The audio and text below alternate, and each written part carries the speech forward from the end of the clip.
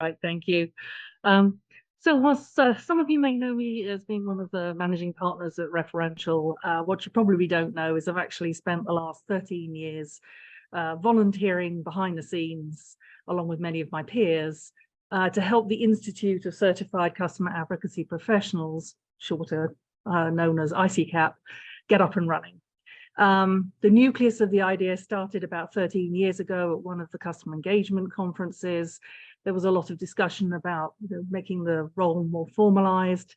And actually afterwards, Robin Hamilton, who's managing director of In Evidence, actually launched a survey out to the advocacy professional base and asked about the merits of actually establishing some levels of certification. The results of that survey were an absolute resounding yes. So within months of that, the inaugural ICCAP Oversight Committee convened for the first time, and we began drafting the certification tiers and core competencies required for each. I would say over time, it's taken time. There's a lot of herding cats and negotiation that has to go on. But basically, we've studied over 100 different advocacy programs in order to determine the prevailing industry standards and best practices. And when we totted it up the last time, this is actually a year or so ago, there's actually over 100,000 hours of people's volunteer time that has gone into analysing the source data and distilling out what was really required to represent each level of certification and the nuances and rigors within the discipline. ICCAP itself has been structured like many other institutes. We looked at the Electrical and Electronic Engineers, we looked at the American Institute of Certified Public Accountants, the National Society of Professional Surveyors, and even the College Board that administers the high schoolers' SAT programs, and structured the institute along those lines as being a body that looks at and identifies whether or not people are meeting a certain standard. So why become certified? You really want to distinguish yourself from the competition, forge new career paths with increased visibility and prominence in the job market.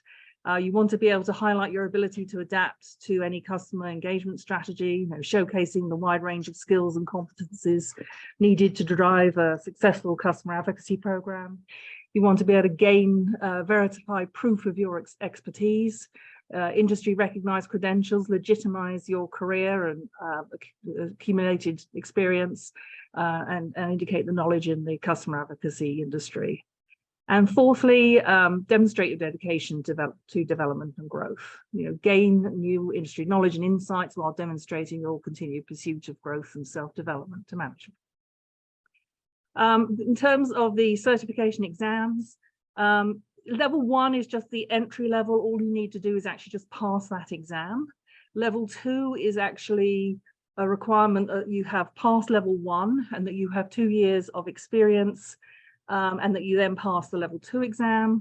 Level 3 is that you have both the level 1 and 2 certifications, so they build on each other, and that you have 5 years of experience and you pass the level 3 exam. All the exams follow a similar format. They are an hour long. They have 60 multiple choice questions. Now that is actually pulled, each exam has a bank of 200 and the 60 are pulled randomly from those 200. You do have to pass at 85% score, and that's 51 correct answers out of the 60. And all of them are administered through an online platform so that it's open globally.